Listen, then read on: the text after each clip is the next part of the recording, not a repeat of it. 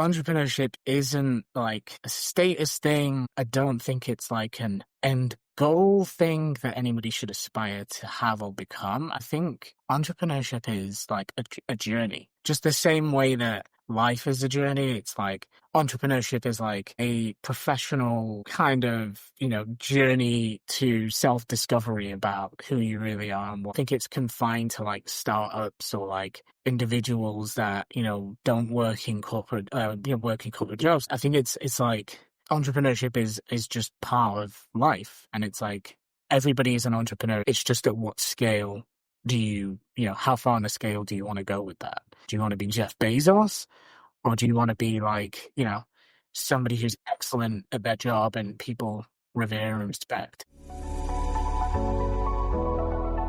Welcome to A Founder's Life. I'm your host, Leo Gestetner. On this show, we dive into the real stories behind the highs and lows of entrepreneurship and how we pursue a more balanced and meaningful life along the way. This podcast is sponsored by Thanks, helping founders like us scale with reliable remote talent. Email founders@thanks.com, that's THANKZ.com, with the subject line A Founder's Life, and you'll receive preferred pricing. Now, I'm excited today to be joined by Aaron Edwards. Aaron, would you like to introduce yourself to the audience? Yeah, hi everyone. Aaron Edwards, founder and CEO of The Charles Group, a digital agency based in New York City. Fellow Mancunian, should I say. Moved to London, in 2006 or 7, and then moved to New York in 2011. So had quite the journey from good old Manchester. Yes, and for those who aren't British, they probably never heard of the term Mancunian. Yeah, this is true. So do you want to talk a little bit about your journey that brought you on your entrepreneurial journey to where you are today, and then a little more about the current company and what you do for your clients? Yeah, so we got started. Actually, I'm going to rewind and go back to the very beginnings of the entrepreneurial journey, because I think I'm not sure if entrepreneurship is something that you're necessarily 100% born with. I think there's an environmental element to it, because my parents were, first generation. Well, I wouldn't even say first generation. They were Caribbean and they moved down to the UK. And, they came here with very little and a little bit older. My mum was 17 or 18. And so she had to kind of really, embrace British culture, which was slightly different from obviously living out in the islands and stuff. Worked 3 or 4 jobs at a time to send us to good schools. And, I think the work ethic that they had kind of permeated through to myself and sister. And obviously my dad, who was kind of like a wheeler dealer, never really knew what he did. He had a taxi company, he had a mechanical engineering business, he had an insurance bit. He was always doing something. So I think we as kind of kids picked up on that. And I think that was definitely a catalyst for kind of doing our own thing. Like 15, 16, I had this idea to start a jazz club in Manchester. And a ton of bricks, obviously, as you can imagine, because you're not even old enough to drink. But anyway, went to Manchester Business Consortium with a business plan and a whole thing. And then, lo and behold, 2 years later, a jazz club opens up that's not mine. And I remember thinking to myself, you know what, probably should have gone ahead and done it and not listened to the people. So I always had this dream of doing my own thing. I got a job in finance. The goal was to make money and then eventually be able to part ways. Financial credit crisis hit and I left my job and just decided, you know what, it's time to move to New York. I'd always been to New York back and forth because my sister lived here. And basically, that's what started the whole kind of entrepreneurial journey of starting my own agency. I think at first going to be a talent agency that was going to, I loved the show with Ari Gold, and I thought, I want to be in that business, entertainment. I spoke to a talent agent. He was like, don't do it. It's the worst business in the world. And it'll take you 20 years to make any money. And then ended up looking into the advertising creative businesses, mainly because my sister had a graphic design business on the side. So I took a look at her books and was like, think we could scale this. She was like, don't think you can. You don't have any experience. And skipped 6 months. I built a business plan, bought myself an iMac, and I used to sit in the lobby of the Roxy Hotel, trying to pitch people on website design, creative services. Skip to now, I think, 14 years later, we're a global digital agency with over 50 employees and, a successful business that's enabled me to live a very comfortable lifestyle here in New York. Congratulations. And why the Charles Group? The name of the Charles is actually named after our great grandfather, Charles Alfred Seeley. He was a boatwright in the West Indies and obviously helped bring out my family over from the West Indies to the UK. So when we were thinking about names, it was like, well, like, it's a family name. It's my middle name. All the men on the mother's side of the family carry the name Charles. And so it's like, why don't we call it the Charles Group? Sounds kind of like regal. It's a family-based business. It's my middle name. And so that's basically what it became. Yeah.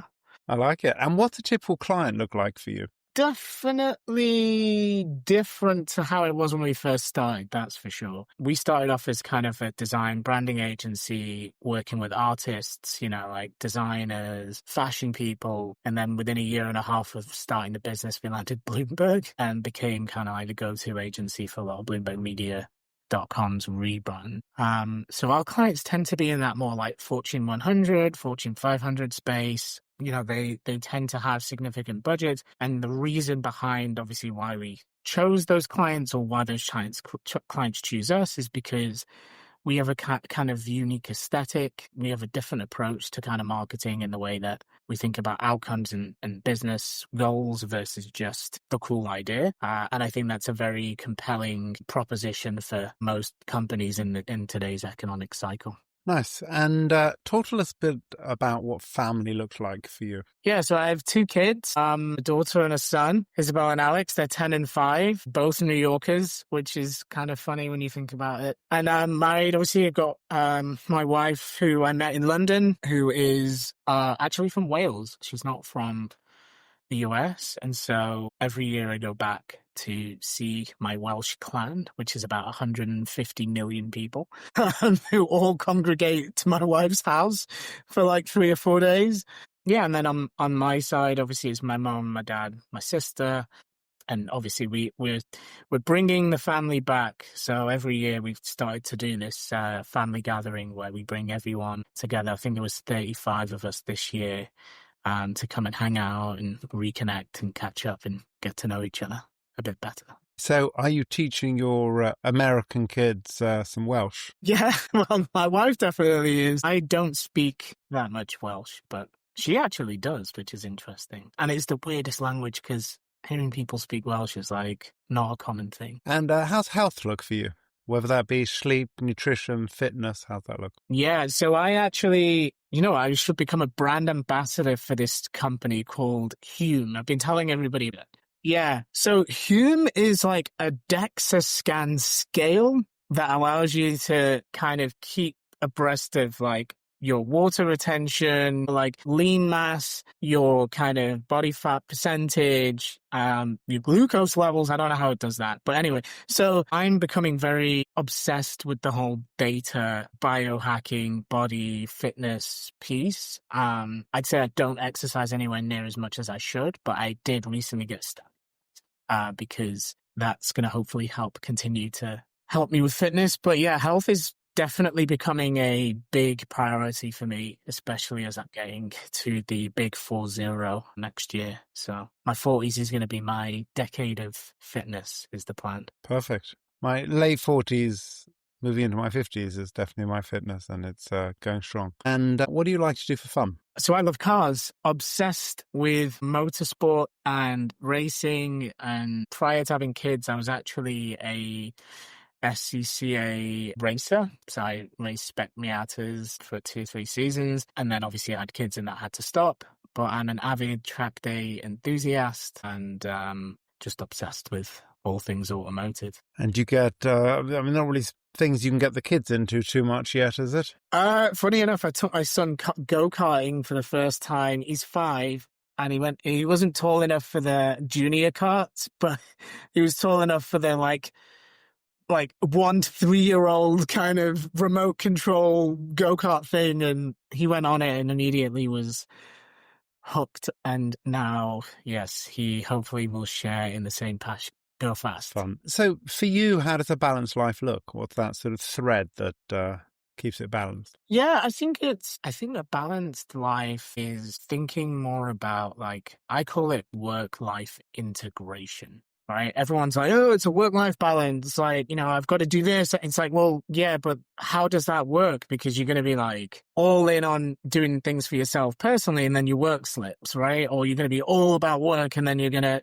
so there is no balancing on that scale. I think if you're like able to integrate and not think about it as a scale and think about it more as an integration, I think you become way happier with you with all facets of it, right? So what does that mean? For me, it's like, okay, I like being outdoors. I like fresh air. I like getting sunlight. Can I make 2 hours a week, 3 hours a week of my time walking on the West Side Highway? Can I create an environment where my employees, we give you flexibility. If you want to go pick your kids up from school, it's no big deal. You want to attend your kids' play, no problem. Log on later. So, creating that environment where work isn't just this thing that you have to attend and you have to be at every single day, but more thinking about it as in like, how is work interacting with my personal life, and how do I manage the two in a way that's positive for my mental health? I think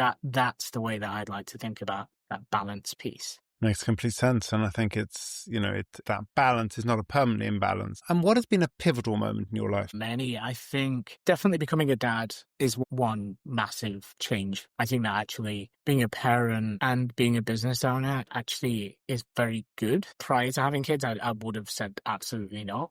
But I do think having children gives you the ability to take a step back. It kind of humbles you in a way, because you go from being this person and being perceived as this person and having this own ego around who you are and what you've done to, I have to clean nappies and, look after this other human being and show them something that's much bigger than the ego that I'm betraying right now to myself or to whoever. So I think you become a little bit more ego-less being a parent, because it's less about you and yourself and more about them. And then I think there's like the whole empathy thing. You get to really become, I think, more empathetic to certain people's situations, whether that's other parents or other things in life. So I'd say being a parent definitely has shaped my entire leadership style, management style, and overall view on people and business and relationships. It definitely does. Being a parent is a unique experience, and it definitely shapes life,